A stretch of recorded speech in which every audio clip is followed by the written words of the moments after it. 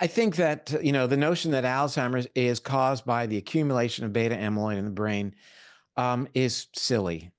It really is silly. We know that the research was doctored, photoshopped, the images, flawed. We know that plenty of people have Alzheimer's who don't have any beta amyloid in their brains at all.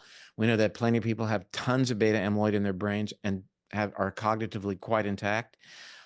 So it is neither necessary nor sufficient to cause the disease. Is there a Doc, real relation? quick, sorry to interrupt. Why was there some type of incentive to alter that data? That seems a pretty what was that? I clearly like The data was published in Nature. What was doctored was actually a measurement of changes in a level of a certain type of beta amyloid in an array kind of a way that it was looked at actually in laboratory animals, and it was doctored to show a different result. And it turns out that this was one of the fundamental research studies in amyloid, and it's been the subject of a lot of press review and was actually mentioned in that book that I just mentioned called Doctored. But having said that, the idea that there is a cause of all cases of Alzheimer's disease, the accumulation of this so-called sticky protein, beta amyloid in the brain, end of story. What did that allow? Okay, if that is the cause, then we'll spend billions of dollars to get rid of that beta amyloid, and voila, we fixed the problem, right? It's perfect. And so that's how it all went down. We now see a proliferation of drugs to either reduce the formation of beta amyloid in the brain or get rid of beta amyloid in the brain, and that should fix the problem. And the approval that I alluded to, well, I discussed earlier from the FDA said, we understand that using this drug in your trials isn't really making people any better, but it's getting rid of the beta amyloid, and we're going to use that as a surrogate for Alzheimer's disease.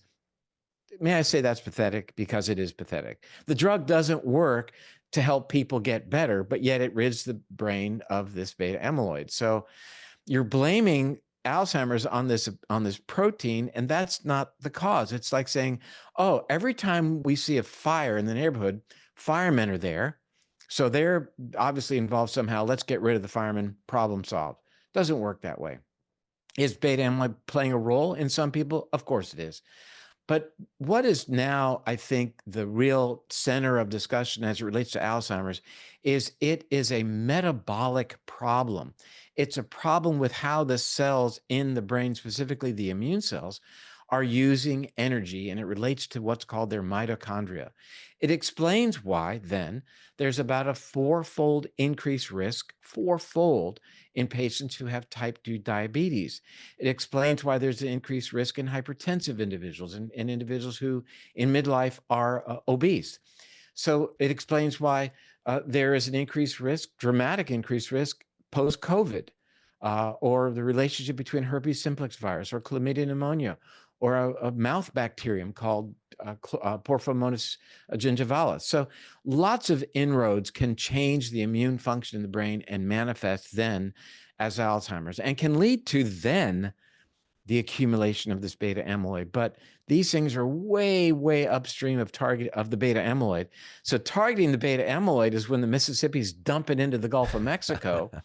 And we got to pay attention to what's going on way up higher in Ohio that's putting the pollution in the first place. And the really empowering news is that our lifestyle changes have a huge role to play in what's going on initially in the brain and setting the stage 20 and 30 years ahead of time before you start forgetting grandchildren's names in the Wi-Fi code.